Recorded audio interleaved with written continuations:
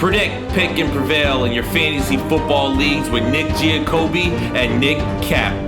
From breakouts to busts, superstars to sleepers, these are the guys that will help you achieve fantasy glory.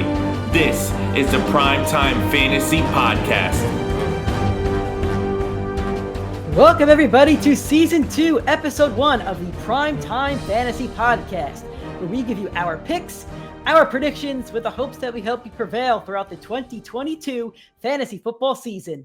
I am your host, Nick Giacobbe, and joining me is Nick Cap.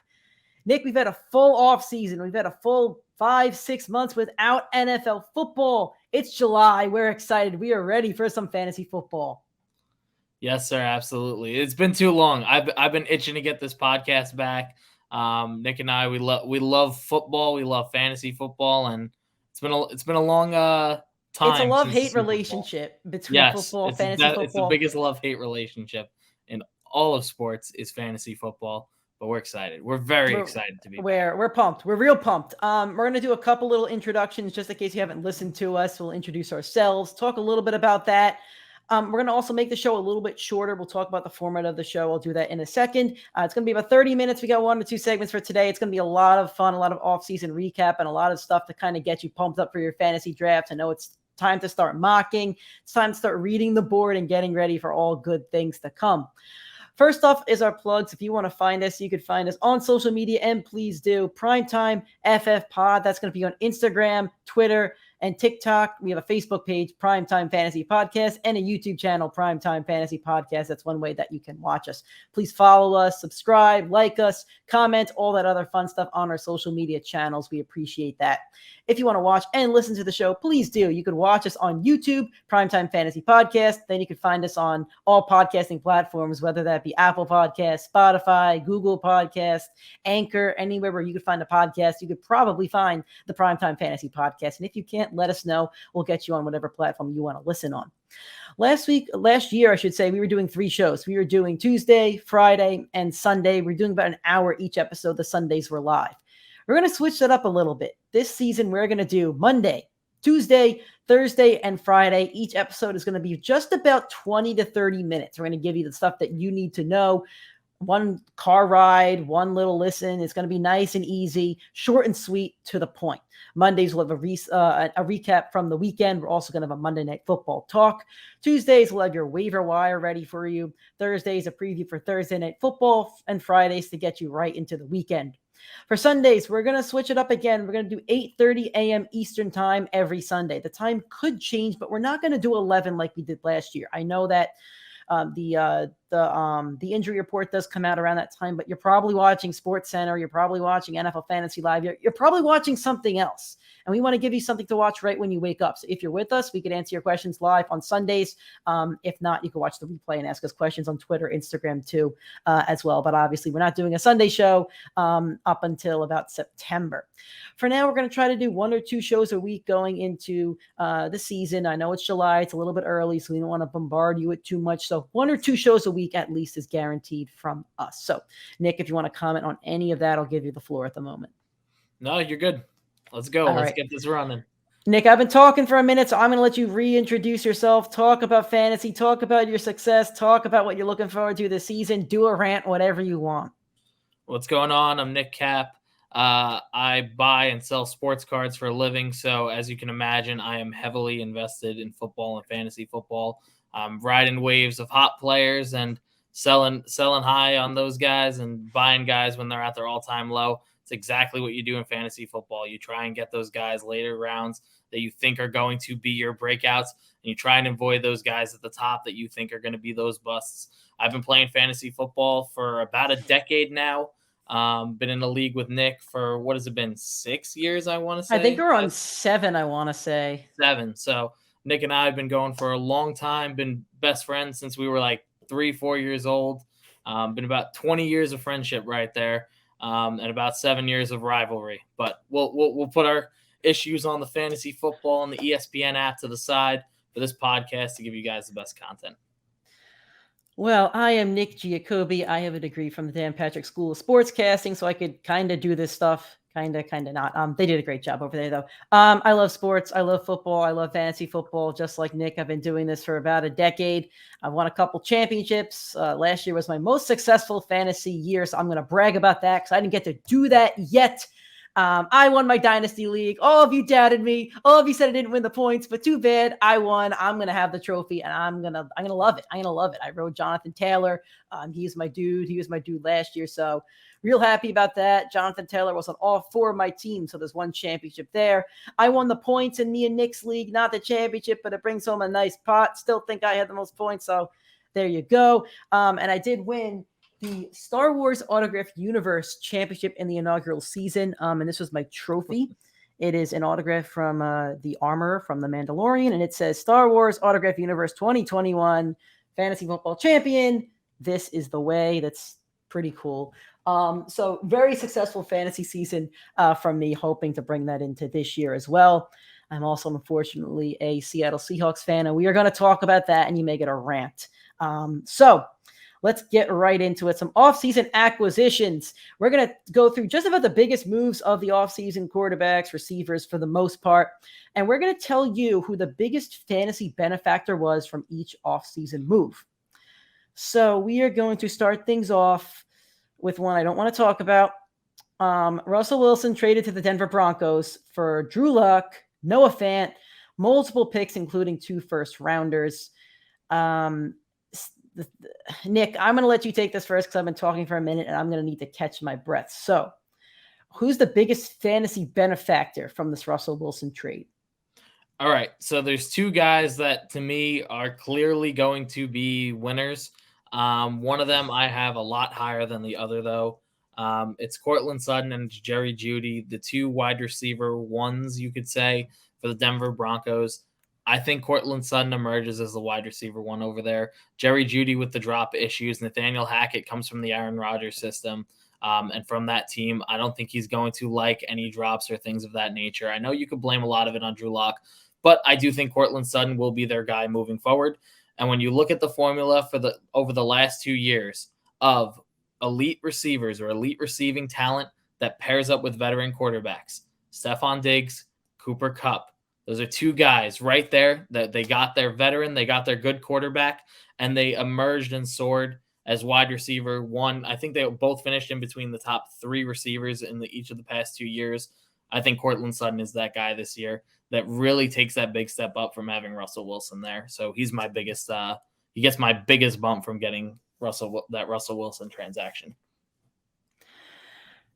I think you're right on that. I think you're right on both receivers that are probably going to be the biggest winners. I'm going to give you one more. I'm going to go with the Seattle running back tree. I'm going to go with Rashad Penny, and I'm going to go with Kenneth Walker. Seattle took Kenneth Walker out of Michigan State in round 2. Rashad Penny had an electric last 6-game stretch last year, probably helped win a couple fantasy championships. This is what Pete Carroll wanted. He wants to run the ball. I don't agree with it. Stop running the fucking ball. But you know what? He's going to get what he wants. He's going to run Rashad Penny. He's going to run Kenneth Walker. You may see a bit of committee at first, and I think he's going to start with Penny. So if you're I would draft Penny early, but if you're in a dynasty league, Kenneth Walker may be a guy you want to scoop up in the later rounds. And we'll see what these running backs can do. But I think they're going to be benefactors because they're going to have to run the ball a lot. If they want to try to win 3 or 4 games this year, which is the ceiling, they're going to have to run the ball. They're going to have to try to keep the ball out of the hands of the teams that they're facing, like the entire AFC West, the entire NFC West. Like, they're playing some real high-powered offense this year. They're going to have to run the ball. I think the running backs are both going to benefit from it. The biggest loser, Nick, I'm going to steal this one from you. DK Metcalf. You're fucked. DK Metcalf was probably drafted in the top 20 in all leagues last year, whether it was dynasty, redraft, or whatever it was. This guy's had 1,000 yards, I think, in back-to-back seasons, his sophomore season, a third-year season. He's looking for a big contract. I still think he's a big-time player. But you're going from Russell Wilson to Drew Lock. I want no part of the Seahawks offense. Tyler Lockett, people are going to roster him. I just traded for him in Dynasty because I traded like a 7th-round pick, which is really around 19. I'm not sure Lockett's rosterable outside the bubble, but after week 6, I don't know. And as for DK Metcalf, how playable is he? They're both screwed. they're both screwed. Bottom line, they're the biggest losers of this trade by a mile. Yeah, I completely agree. I think I'll pull up where their ADP is this year, but I know I Metcalf's can't. like round 4 or 5. It's pretty high. I think Yeah, Lockett's like that's round 8 or extremely 9. high. The one thing I will give them is they are a clock management team, and they are going to be playing from behind in most of the season. So you will definitely see a ramp up in the amount of throws that'll be happening. But with Drew Lock or Geno Smith at quarterback, I mean, they're not going to be accurate. They're not going to be able to get you that 40-yard pass that's going to break open the game like Tyler Lockett and Russell Wilson had that chemistry, or DK and Russell Wilson had that chemistry. So you're going to see early flaws with those two receivers. And there's no quarterback they could trade for. Baker was my biggest prediction that Seattle would go out there and get. There was rumors a few years ago that they wanted to trade Russell Wilson to Cleveland to go get Baker.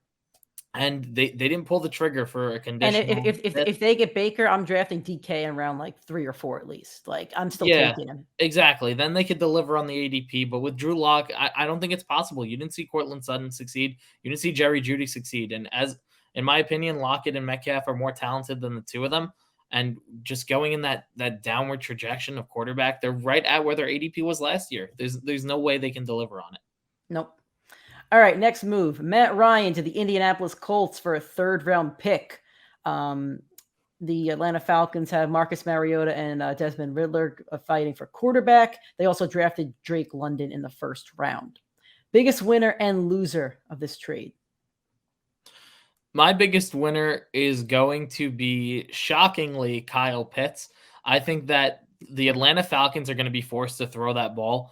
And Kyle Pitts' ADP right now projects him to have 2.5 touchdowns. He had 1 touchdown last year overseas. I know Matt Ryan was a much better quarterback than either of these two, but they're going to have to force the ball down Kyle Pitts' throat. Russell Gage is out of there. Matt Ryan's out of there. They drafted another running back. They have London, who they'll try and develop, but Kyle Pitts is the only veteran that's really on that team. Outside of Mariota, I think Pitts is going to see a ton of workload. He's really going to have to be the leader of that offense. I think he's going to deliver. I think he's going to have a huge season. I'm going to need you and all my league mates to pause this pod. Not pause. You need to mute this podcast. You can't hear what I'm about to say. Michael Pittman is going to explode this year. He had 1,000 yards last year. He had 6 touchdowns on 88 receptions. Matt Ryan, in his entire career, has had over 4,000 yards 1, 2, 3, 4, 5, 6, 7, 8, 9, 10 times. Last year, he was at 3,968. So almost like 11, 12 times he's thrown over 4,000 yards. Michael Pittman is going to have over 1,200 yards, and he's going to have, what did he have last year? 6 touchdowns. He's going to have 8 touchdowns. He had 88 receptions. He's guaranteed 100 receptions plus this year, as long as he's healthy. I think his ADP is around 4 or 5 right now.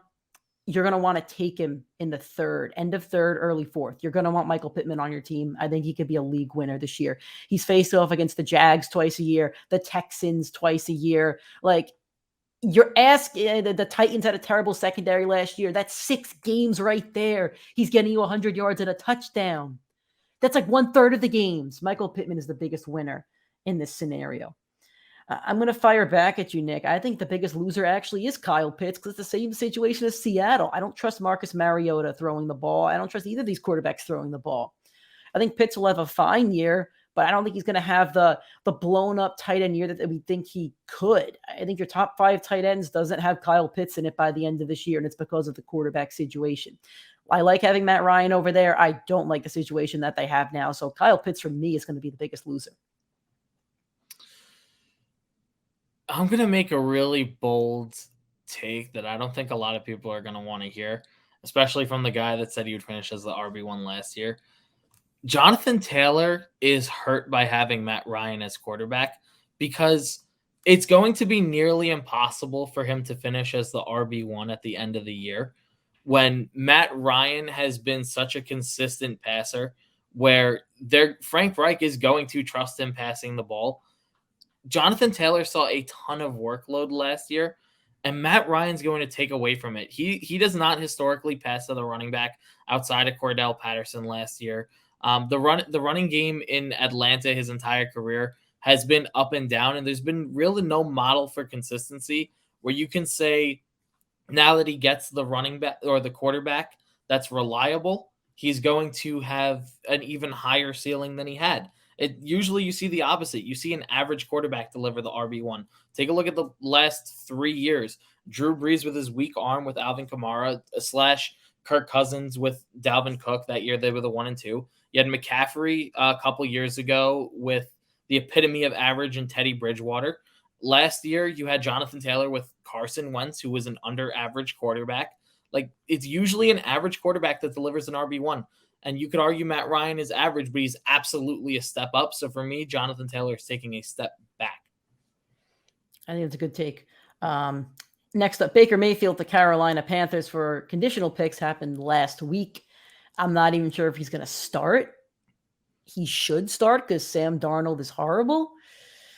Biggest winner, I should say. Who's the biggest winner in this trade? It's Robbie Anderson, and it's not even close. DJ Moore obviously is a winner. McCaffrey, if he stays healthy, is going to deliver. But Robbie Anderson is going to be draftable where people thought he wouldn't be with Sam Darnold. Robbie Anderson has had an up and down career with Sam Darnold. Baker Mayfield, I hate Baker Mayfield. I do not think he's that talented of a quarterback, but he's a clear upgrade from Sam Darnold and has been able to manage 2 pass catchers in Cleveland's offense, whether that was Kareem Hart and Odell his first and second year there. Even Jarvis Landry had a few good weeks. The tight end position was always good. I think you're going to have no problem delivering with Robbie Anderson. Matt Rule's system actually will be perfect for Robbie this year. His ADP is going to be past 40. I would not be surprised if he finished in the top 40. I think that's a pretty achievable mark for him. I think I'm right with you. I'm going to go with DJ Moore, though. DJ Moore has sneakily had a pretty solid last few years, even with the quarterback situation. He's had over 1,100 yards 3 straight years in a row, only 4 touchdowns. I would like to see his touchdown number go up, but last year his receptions actually went up. His most receptions in his entire career at 93, almost at that 100 mark. That's what you want in a PPR receiver. So I'll say DJ Moore is the biggest benefactor just because he's not playing with Sam Darnold. As for the biggest loser from a fantasy perspective, I guess just Sam Darnold at that point. I mean, he's not draftable. He was streamed a couple weeks last year, but by default in this situation, I'm just going to say Sam Darnold's the biggest loser. So I think as we get closer to the season, and we'll talk about the Cleveland Browns a little bit later on the podcast, we could talk about that when that comes up, but they have the biggest question mark in all of football, which is Deshaun Watson going to play? And Baker Mayfield was kind of their safety outlet if he was suspended for a long time. So you could, for right now, call all the Cleveland Browns with their question marks the biggest loser of the trade because you don't know what's going to happen this year. And we probably won't up until a few weeks before the season. All right. Carson Wentz went to the Washington Commanders, no longer the football team, for conditional picks. Terry McLaurin also just signed, I think it was a 4-year contract last week, something like that. Biggest loser and winner. I go with winner first, obviously, in this trade. Logan Thomas. Carson Wentz, back when he was in Philly, delivered great seasons for Zach Ertz and Dallas Goedert. Both of them were playable pretty much every single week when Wentz was there. There's no reason Logan Thomas shouldn't deliver. I know he was out last year with an injury, but it should not be a problem. He should have a phenomenal season with Carson Wentz. I'm going to do a little sneaky one here. I'm trying to pull up the stats at the moment, but I'm going to go with Antonio Gibson. The issue with Gibson last year was not Gibson. The issue with Gibson is Ron Rivera did not want to feature Antonio Gibson. However, the receiving stats last year with Carson Wentz on the team, 40 receptions on 57 targets for Nyheim Hines. As for Jonathan Taylor, he had 40 receptions on 51 targets. So that's roughly 100 targets, I want to say, to running backs. I mean, is my math right on that? It's a little bit over 100 targets to running backs. Carson Wentz doesn't have a big arm. Gibson can catch. So I think Gibson is going to get a healthy amount of receptions this year, as long as as long as J.D. McKissick isn't stealing them from him. So I'm hoping if we're featuring Gibson, he's going to be the biggest winner. That's up to Ron Rivera. The talent's there. Gibson can catch. Give him more receptions, and Gibson's going to end up being a pretty low-end running back 1 by the time the season's over. Who's the biggest loser for you here? I mean, I got to go back. I don't want to go back to Jonathan Taylor, but having Carson Wentz be a check down and, Jonathan Taylor be the head horse of that offense, and now losing the guy that can only rely on him for someone who's a lot more reliable that can spread the ball. I think Jonathan Taylor is going to have a rougher season than people are anticipating. I'm going to call it now. I don't think he finishes inside the top 5 for running back. You're bailing on your guy from last year. Jeez. He was my guy. I predicted him RB1 before the season started. And it was a big reason was because Carson Wentz was going to have to check down to him. Matt Ryan doesn't need to. I'm going to say Terry McLaurin only because, again, by default, there's nobody else that you're throwing to on this team. I know Logan Thomas is there, but Curtis Samuel doesn't scare me if I'm a defensive coordinator. I think Terry can get double teamed the whole time. I don't see Wentz throwing deep a lot. His receptions were good. I mean, he had 77 receptions on 130 targets last year. This is Terry, 134 targets the year before. But just changing quarterback year after year, just got the monster contract. Last year, his fantasy stats were kind of streaky from week to week. I'm not saying I'm not drafting him. I'm just saying that Carson Wentz as my quarterback isn't really a winner at that point. That's a losing situation. I liked having Fitzpatrick there more because at least Fitzpatrick is going to stuff the stat sheet. Carson Wentz isn't putting up 300 yards, or Fitzpatrick can go 300, 2 touchdowns and 5 interceptions. But you know what? Terry has 100 yards and a touchdown, so it doesn't matter. All right. Mitchell Trubisky is going to the Pittsburgh Steelers. Biggest winner and loser out of this one. Biggest winner is Najee Harris. Trubisky fits the arc that Big Ben was. It's the short arm quarterback. It's the safety outlet. That's exactly what it was. Trubisky's just a more mobile, younger version. So I think Najee Harris, you see a big step up.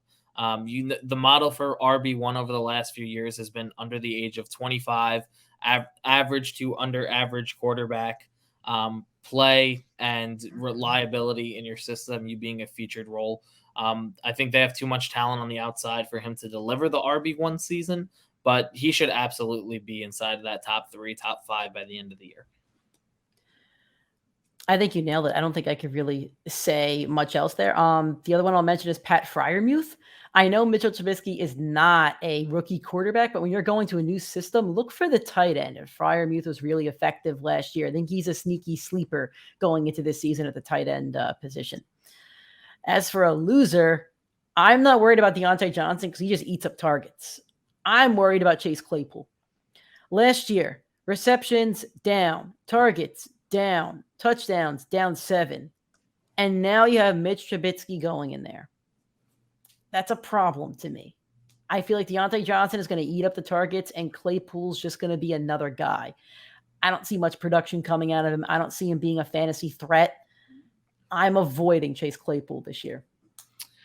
I have a weird one, which is my biggest loser, and it's the Steelers defense. You're going to watch Trubisky turn the ball over a lot, and you're going to watch them be put into bad field position time after time after time, where they're going to be suffering points. They're not going to be, the game script's not going to be good for them. So I think the defense is going to see not a step back because they're all worldly talented, but you could have seen them as a top 3, top 5 defense. I think with Trubisky turning the ball over at the rate that he has over the last few years and his time in Chicago, you're going to see bad field position, and I can't see them finishing as a defense 1, defense 2 like they have. All right, and one of the biggest and most controversial moves of the offseason, Deshaun Watson to the Cleveland Browns for multiple picks, including, I think, 3 firsts to the Houston Texans. It's tough. We don't know the situation, so we're going to throw legalities out of it, where at the moment he's playing. So let's assume he's playing for now. Biggest winner and loser for you? If he is playing, Amari Cooper, once again, featured wide receiver 1, no real threat on the outside with him like he had in Dallas. You're going to see a lot of those Raiders weeks where he was delivering 20, 25, 20, 25, 20, 25. Consistent high production, high volume games versus that inconsistent path that he saw in Dallas with so many targets. I think Amari Cooper is a clear winner from just getting out of Dallas in general. But he will be the biggest benefactor. Deshaun Watson put Will Fuller in the top 10.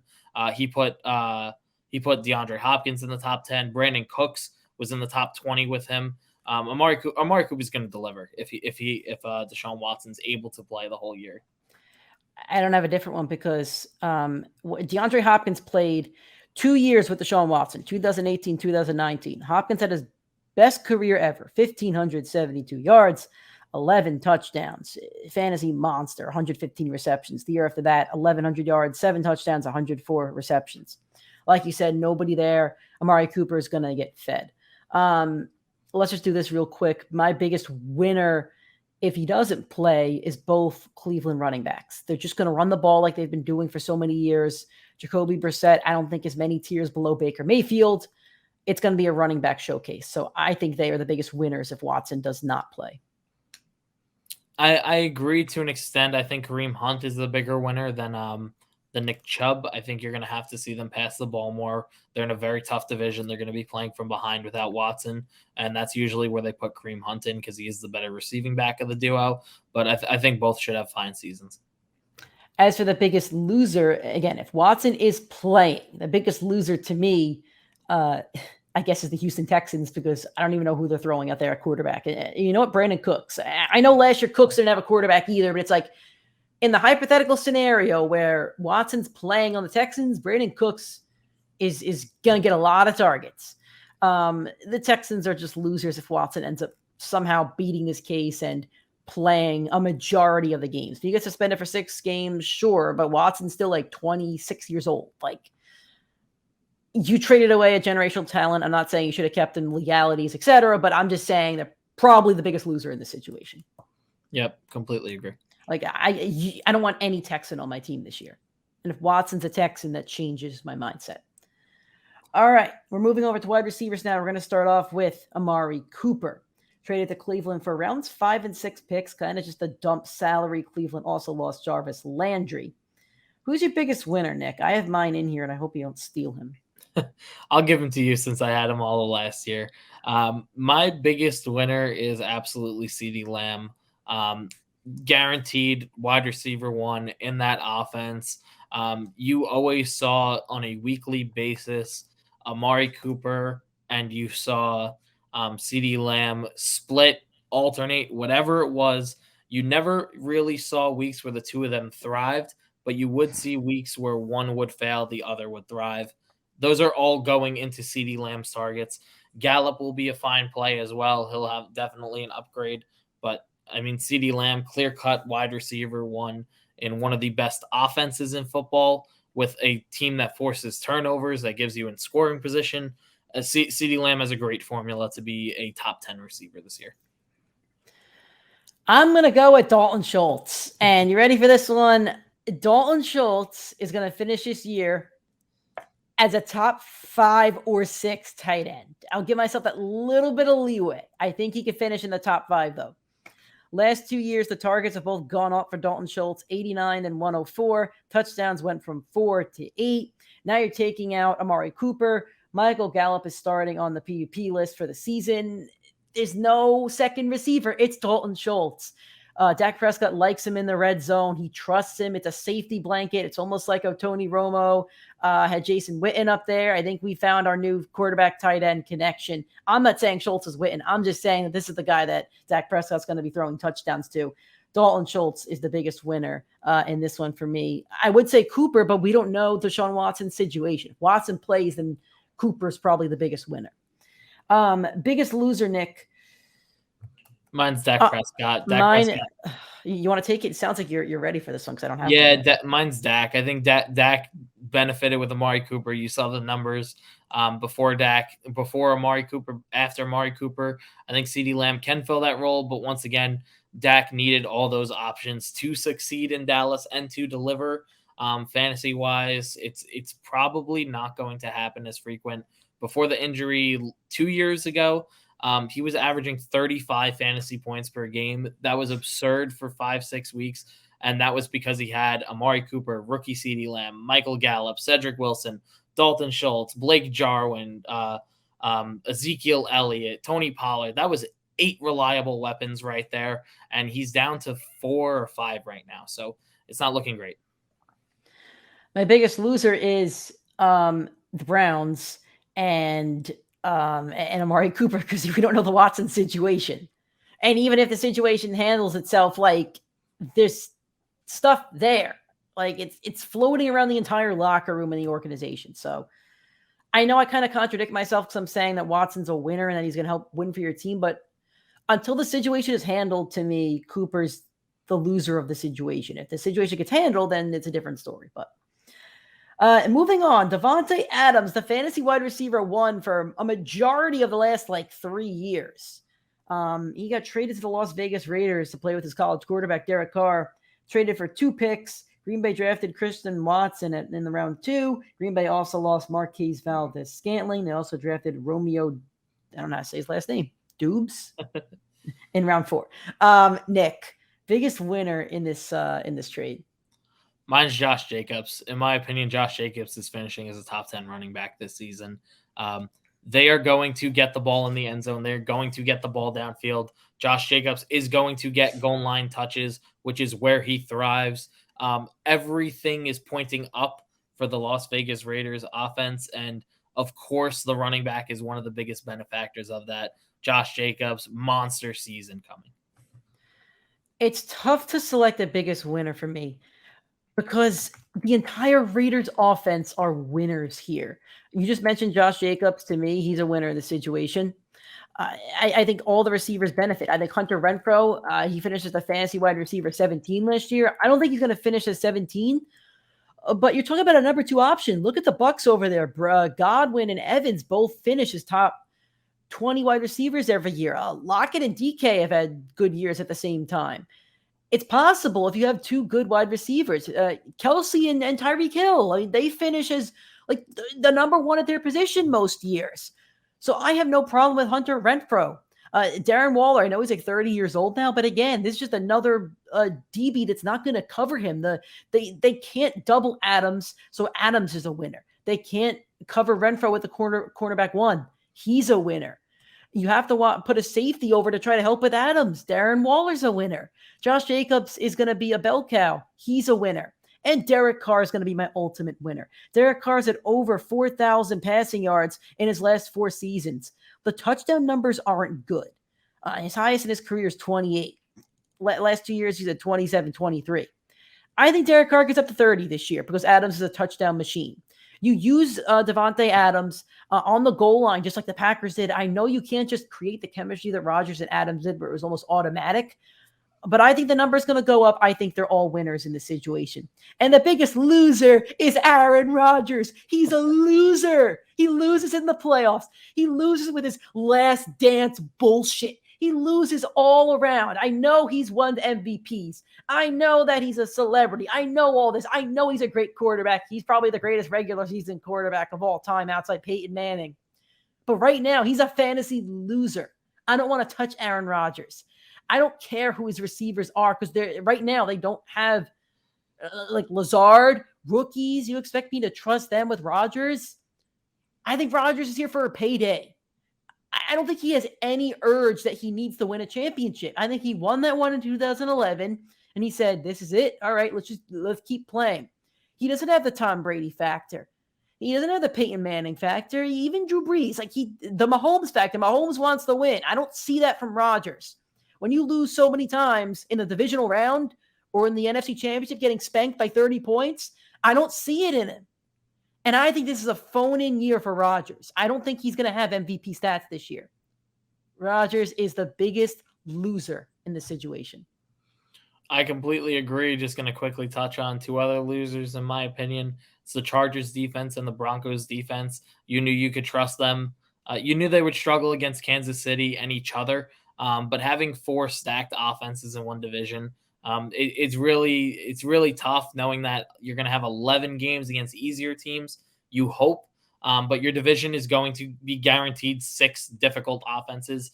Definitely all 4 of them are ranked within the top 10 in the NFL now. So it's going to be tough for you to take those defenses and know every other week or once every 3 weeks you're playing one of those division games where you have to bench them. So it's a tough defensive matchup for fantasy. All right, Tyreek Hill traded to the Miami Dolphins for multiple picks. Kansas City signed Juju Smith-Schuster, and Kansas City also drafted Sky Moore in round 2. Who's the biggest winner in this one, Nick? It's not the Jets. It's not the Jets who could have traded, could have just added. Oh yeah. Your Jets didn't get any wide receiver. Nick's gonna owe me a 4 for 4 when I go home in August. Yeah. We made a bet on whether I was getting a receiver this year. I didn't get one. Anyway, biggest winner, Tua. Tua's got options there. Gesicki, Waddle, and Tyreek. 3 good weapons. Tua will be startable in fantasy games this year. He's been kind of streaky, and he gets a bad rap because if you compare him to his class, it's Justin Herbert, who looks like a top 5 quarterback, and Joe Burrow, who just went to a Super Bowl. If you compare him to last year's class, you could very much argue that Tua is the most talented of the quarterbacks that were drafted last year based on his stats alone. Tua has the opportunity to thrive this year. It will be tough, given that they have 6 defensive-minded games against those 3 division head coaches, Saleh, Belichick, and against Buffalo. But Tua is going to deliver a good fantasy season. He's going to have good weeks. He's going to have top 5 finishing weeks, which is something you wouldn't have said without Tyreek Hill there. This is a tough one for me because there's 2 I really like. I really like Waddle. I think Waddle really does benefit from this. But I'm going to go with Juju because somebody has to get the ball now besides Travis Kelce over there. And he had a down year last year.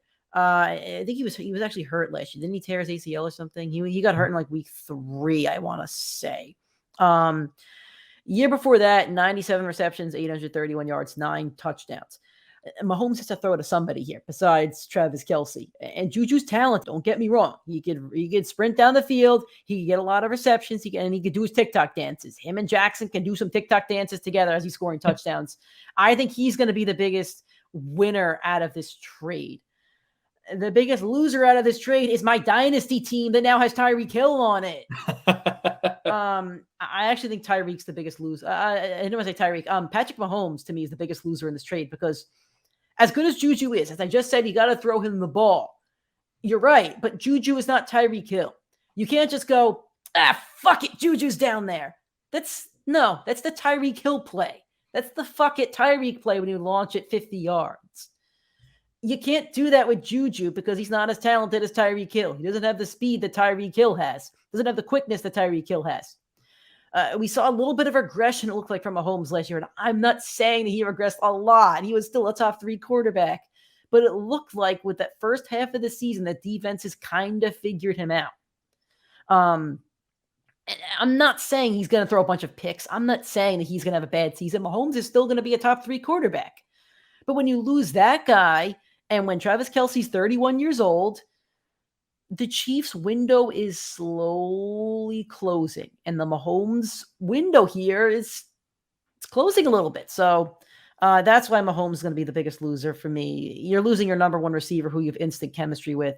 Same thing as Rodgers, but Mahomes has weapons. So that's why I'm saying Mahomes is still a top 5 fantasy quarterback, where Rodgers he's out of here. My biggest loser, I agree, Mahomes definitely takes the hit. But it's Tyreek Hill. I almost said Tyreek, and I did. So I'm happy you mentioned Tyreek. It's Tyreek Hill in specifically standard leagues because he has to be a PPR machine. He's going to need that Michael Thomas type production where it was 10-yard catch, 10-yard catch, 10-yard catch. But that doesn't make it in standard scoring leagues and PPR leagues. He will be a machine. He is going to get 100+ catches this year. Absolutely no question in my mind. If he stays healthy, that's his number. Easily getting 100. But if you're in standard scoring leagues, Tyreek's not going to get those breakaway 50-yard touchdowns. We all saw the clip of Tua underthrowing him, and that was the highlight clip on a 50-yard pass. Tyreek even said in an interview this past week, I know he was hyping him up over Mahomes, but he said word for word, Tua has to prove it this year. And he has to prove it that he could throw the ball further than 40, 50 yards. And that's where Tyreek Hill made or won you fantasy weeks individually. He's not going to be able to do that this year. So Tyreek Hill, he was drafted as a wide receiver 2, only behind Davante this year. He's going to be a fringe top 10 wide receiver. And in standard scoring leagues, he probably won't be able to break the top 10. Yep. Alrighty, A.J. Brown to the Philadelphia Eagles, a blockbuster on draft night for rounds 1 and 3 picks. Tennessee drafted Treylon Burks. I think that was in the first round. And Robert Woods also went to the Titans, but he won't be playing for, I think, the first 6 weeks with an ACL or Achilles injury. I forget which one it was. Nick, your biggest winner in this trade? It's Jalen Hurts. I know you want to talk about him as well. I actually don't. I have a different one, but Hurts is definitely a winner. I have a different winner, though. Jalen Hurts has not thrown in his entire career more than 150 yards to receivers in an individual game. That's ridiculous to think about. And now you add A.J. Brown, who can easily go for 150 yards as a receiver by himself, excluding his other options. Jalen Hurts, you've seen the improvement over the last 2-3 years. You're going to see a big step up from Jalen Hurts. Like I said about Tua, it's kind of prove it or lose it season. Jalen Hurts does the same exact thing, and a lot of people are riding high on the Eagles and their ability to go win this division. I've seen nothing but Eagles hype from the players, the media. Everybody is all in on the Eagles this year. All in. And we'll see. I don't think it's going to last, but we'll see. And most of it is going to come down to A.J. Brown's production on the outside with Jalen Hurts. Jalen Hurts will deliver with that high upside of rushing. They don't have too many running backs that deliver on a weekly basis. A.J. Brown is a huge addition for him. Jalen Hurts now has the ability to do what Lamar did when he had Andrews and Marquise Brown delivering, and now he has A.J. Brown instead, who's a clear upgrade over Marquise Brown. Jalen Hurts, you could see an MVP-type season from. I'm not saying he's going to deliver that, but he has that upside now with A.J. Brown on the outside. Jalen Hurts was everybody's sleeper quarterback last year, and he lived up to it. I think he was drafted in rounds 10 or something like that, and he out projected his projection, or outproduced his projection, I should say. But my biggest winner is going to be Davante Smith in his first year in the league. 64 receptions on 104 targets. Love that number. 5 touchdowns and 916 yards. That's just in his rookie season. And now he's not facing the number 1 corners. You have to double team A.J. Brown at certain times. He's a freak. He's physique. He can do everything. He's an absolute freak. And now you have Davante Smith who's going to be taking the number 2 corner. He's ADP is in rounds like 7 and 8 right now. Again, everybody that's playing in a league with me, plug your ears. I want Davante Smith in every single league this year. Because I think he's going to have 1,000 yards. I think he had 64 receptions. I think he's going to have 80 receptions at least. 5 touchdowns. I think he's right around there, 5 to 8 touchdowns this year. But I think he's going to be a guy that you can get in the later rounds that really should be drafted higher as a wide receiver, 2 or 3 option in fantasy.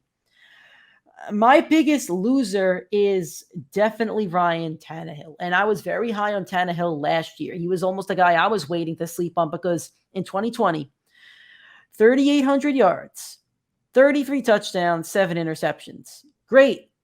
Phenomenal. Last year, 3,700 yards, good number, 21 touchdowns to 14 interceptions. Now he loses his number 1 wide receiver, a top 10 receiver in the league, arguably. Now he has to build chemistry with Robert Woods, who I think is a fine receiver, but coming off the injury and won't play for the first few weeks. You're dealing with rookies. Like, this is the Derrick Henry show again. Tannehill's the biggest loser in the NFL for the Titans of this trade and in fantasy. He's not draftable. Unless you're in a league where you're playing 2 quarterbacks a week, you may have to draft him as a backup, but he's not draftable now. I'd rather have Jameis Winston. So I think Winston could throw for 4,000 yards and like 20, 30 touchdowns. Yeah, I don't think Tannehill can do that. I'll take Jameis Winston over him. So I even like Baker's situation more. I might consider if Baker starts and if they go all in on Baker, I think I'd rather have Baker than Tannehill this year. Maybe even Carson Wentz. Like the list can go on. I don't want Tannehill this year. I 100% agree with you, but my biggest loser is Derrick Henry. Derrick Henry, there's no reason that any defense playing up against the Titans should not have 8 to 9 to 10 people in the box to stop Derrick Henry. It would be like a Madden game between me and you. Exactly. It's literally going to be just run the ball with Derrick Henry. That's all they can do. And you are going to need 8 people in the box, 9 people in the box. So he's going to be stopped. He's going to take a lot of hits. Derrick Henry is going, and I hate to say this because I don't wish ill on health on anyone. He's going to take too many hits this year from too many players. It's going to be a rough season. You will watch him miss time. He is now 27 years old. No running back over the age of 27 has delivered a top 6 fantasy season over the last 5 years. It's a big hit to have no weapon. Treylon Burks needs to be as productive as Justin Jefferson or Jamar Chase in their rookie year for Derrick Henry to see that level of production. All right, we have a last trade, the new acquisition, I should say. Marquise Brown, who was rumored in the offseason to go play Fortnite as a career, which I thought was a hilarious news story that appeared for like 2 days, traded to the Arizona Cardinals for a first-round pick. Hopkins is suspended 6 games. Christian Kirk went to Jacksonville for a monster contract, a hilariously monster contract for Christian Kirk. Just hilarious. Like, I can't get over, like, the first big signing that was made was Christian Kirk, and then all these trades happened. So there you go. Nick, biggest winner from this trade? Rashad Bateman. It's his time to shine in that Ravens offense. Mark Andrews, Rashad Bateman, that's Lamar's weapons, along with his running game, and having Harbaugh as a coach. But clear wide receiver one there. Rashad Bateman showed immense talent last year. He's going to have a upgraded season from last year. He was hurt for some time. Rashad Bateman's going to be a very, very reliable receiver in that offense. He's going to deliver on ADP. He should have no problem finishing in the top 36 as a wide receiver, with the upside of finishing within the top 12. So with that kind of floor, with that kind of ceiling, it's the exact kind of player you want in your fantasy draft. I think all of the Ravens' weapons are winners. I think Andrews, Bateman, and J.K. Dobbins and the running backs are all winners because there's going to be more production there. But I'm just going to say for Kyler Murray, the Cardinals made the playoffs last year and they got spanked by the Rams. I think didn't they get obliterated by the Rams in round 1? Yeah. I think it's pretty bad. I think Kyler and Cliff Kingsbury there, I think they have one more season to kind of really prove if they're just going to be pretenders or contenders. And it seemed like the second half of the season they kind of fell out of that contender spot. Marquise Brown is much younger than Hopkins, I think by like 5 years. He played with Kyler in college, so they're reuniting just like a couple other guys are, really, like Carr and Davante Adams. So I think Marquise Brown, with all his time in the offseason, playing with Kyler, having that chemistry, he's going to get the first 6 games. I think that's a guy that maybe was drafted around 5 or 6 if he was on the Ravens. I think you can make an argument he's going around 3 or 4. Because you know what? If those first 6 games happen, right, and he has like 500 yards, 4 or 5 touchdowns already, like, Hopkins ain't the number 1 anymore. I don't care what his name is. I don't care what he's done. Like, at that point, the chemistry's there, like Cooper Kupp last year. I'm not saying that Marquise Brown's going to have a Cooper Kupp year, but it can happen. So I think Marquise Brown's a big winner in this one. As for losers, I think that Lamar Jackson's a big loser in this one. You're losing your number 1 target. You're losing a guy that you've thrown a lot of touchdowns to, a lot of receptions. And now you're losing him. And Lamar can't run around in circles forever. I love him. I'm a Lamar guy, but at some point he's probably going to have to stay in the pocket and throw. And when you're losing your number 1 weapon, now you have to build more chemistry with Bateman. And Mark Andrews is phenomenal. I love Mark Andrews, but he's probably going to get overdrafted this year. I did a mock 2 days ago. Andrews is 4 picks behind Kelsey. So, wow. Yeah. So there you go. That's ridiculous. Yep. My biggest loser is every single weapon in Arizona. Last year, you saw the inconsistency. You've never watched DeAndre Hopkins not put up wide receiver 1 numbers, and you watched it last year. They have a plethora of talent, which benefits Kyler Murray, like you said. James Conner, very good running back. AJ Green was there. I don't remember if he's still there. I know they lost Kirk. They bring in Brown. They still have Rondale Moore. Rondale Moore. They still have him. They're going to get D-Hop 6 weeks back. It's going to be the rotating wide receiver 2 there, and you don't know which one's going to deliver every week. We called Rondale Moore early last year, emerging from that offense. Then you watch them do a blast from the pass from AJ Green. Cliff Kingsbury is one of the most unpredictable coaches, for better or for worse, in the NFL, and I don't see too many trustable options on that outside week to week. So for me, I'm avoiding Arizona players not named Kyler Murray this year, and James Conner at the right ADP. All right. Before we get out of here, we're going to give you our favorite and least favorite move from our personal fantasy perspective. Maybe it's a guy you want to draft. Maybe it's a guy you're high on. I want to give the floor to you, Nick. What's your favorite move of the offseason? It's not in real life. You're going to hate me for saying it. I hate that this happened because I love this player, but it is definitely Russell Wilson going to Denver. There is a plethora of weapons there for him. Russell Wilson, it's time to actually let Russ cook. Good options, good coach, good running backs, good receivers. He's got everything he can need to succeed, and every weapon there should thrive with him as quarterback. Every player below Tim Patrick is not draftable. Tim Bradtrick, Jerry Jeudy, Cortland Sutton, Javonte Williams, Melvin Gordon, and of course, Russell Wilson should all have good fantasy seasons this year. I really like the Matt Ryan move because of Michael Pittman. If I have Pittman on my dynasty team, this might be my favorite one. But I'm going to go with Davante Adams to Vegas, and here's why.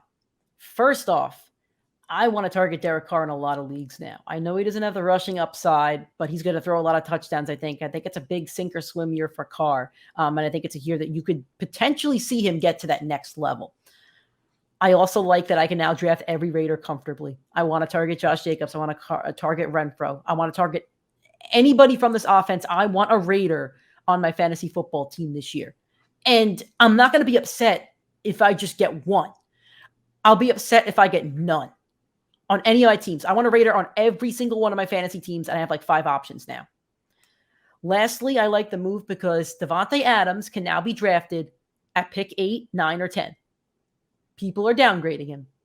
I'm not downgrading him. I'll take Davante Adams comfortably as my wide receiver too. I'll take him over any receiver not named Cooper Kupp. And I'm going to stick to that one. Least favorite move, Nick. I'll let you go first. I hate the what's it called? I'm sorry, just lost in my head. I'll take it from you then. Yeah, I hate this move. I hate it. I hate it. I hate it. I hate it. I hate it. I hate it. I fucking hate it. I can't like this is all I'm going to see in my entire life now. I cannot wear a Seahawks jersey this season because they're going to be abysmal. I'm not getting Sunday Ticket for the first time. I know I'm biased with this. I hate it. I hate this move so much. I'll put the personal bias aside for a minute. Now I can't even touch DK Metcalf in drafts. I don't want to touch. I know I said the running back's going to be winners, but that's a future winner. That's not a now winner. That's not a sure thing winner. Like Carson, if he was healthy, he was draftable in rounds 3 to 5. Tyler Lockett was very draftable. Russell Wilson was draftable. Like he's still draftable, but it's like you knew what you were getting from Russell Wilson every year. And now he's new situation. Do I think he's going to flourish? I do. But what if he doesn't? What if Russell Wilson does not play well in Denver? He was playing well in Seattle. Whether you want to say it or not, he was playing well. I hate it from a fantasy perspective. I know it's going to be good for Denver, but like you said, Jeudy and Sutton are not as good as Lockett and Metcalf. So what if Jeudy and Sutton, what if the issue isn't that they didn't have the quarterback? What if the issue is the talent? Something's going to have to give here, because if the issue is the talent, then Lockett and Metcalf are going to be wasted now. Their talent is wasted with Drew Lock or Geno Smith. Now, personal aside, I can't enjoy my football Sundays if my fantasy team doesn't win. And I'm going to be miserable watching my football team for many, many, many, many years. And now I hate my coach. I want my coach gone. I want him gone. Put him in a trash bag. All right, your biggest loser. My least favorite move, it's what the Browns did, regardless of off the field stuff. On the field, Baker Mayfield was always a big question mark. That running game was always a big question mark. What receiver would thrive was a big question mark. And now you have the biggest question mark in football, which is Deshaun Watson going to see a suspension? And how long will that suspension be? Will you watch him get banned from football? Will you watch the Cleveland Browns be able to succeed in their offense with Jacoby Brissett behind quarterback? it's one of the biggest question marks in football for a very questionable franchise. I hated the move personally for fantasy because you don't know what you're getting, and you are going to either watch those players that you loved for years in that backfield ruin you because you're going to pass on them and they're going to deliver, or you are going to take them and they won't deliver. There's like no happy medium. Their ADP is a question mark right now. There's no happy medium. You're going to watch. I don't want to cut you off, but there's no happy medium unless you're drafting on like September 7th. Exactly. You need to draft late to know what's going on with the situation. And even if you do want the players, there's too many question marks. You don't know what you're getting out of that offense. You could see Nick Chubb finish as a top 5 running back and not be surprised. You could see him finish as the RB20 and not be surprised. And for a guy you're drafting right at the end of the first round, it's too mind-boggling. It's hard to wrap your head around as an analyst, as someone that wants to succeed in your leagues. So for me, it's too many question marks about a team and a franchise which historically has sucked. So for me, not touching it, don't want to be involved with that Cleveland Browns team this year. I should also mention I named my dog Russ, and he's got a Seahawks collar. And I'm pretty sure when I was going on a rant, I saw him look at me. I think he may have thought I was yelling at him, and I feel bad about that. Yeah, it's not the best name choice now looking back at it. Anyway. All right, guys, that was our show for this week. We're going to do 1 or 2 shows a week. We're definitely going to put out another one next Monday. We'll drop that one at least. Until we start ramping up more shows, we might do a little bit longer like we did today, but once the season starts, it's going to be 20, 25 minutes every single day. We'll bang that out. And, when the offseason, when we get closer to August, we'll start phasing that one in, rather 1 show a week. We'll start doing 2, 3, and then we'll get into the NFL season. If you do want to find us, and please do, Spotify, Apple Podcasts, anywhere where you could find a podcast, the Primetime Fantasy Podcast is there. Please like, rate, subscribe, leave a comment, leave a review. We'd really appreciate all of that. If you want to watch us, we're on YouTube, Primetime Fantasy Podcast. Again, please subscribe, like, all that other stuff. If you want to interact with us on social media, Twitter, Instagram, TikTok, PrimeTimeFFPod, Facebook, Primetime Fantasy Podcast. Thank you all for listening or watching. We'll see you guys next week. Let's crush this draft season. Let's crush it from the Primetime Fantasy Podcast.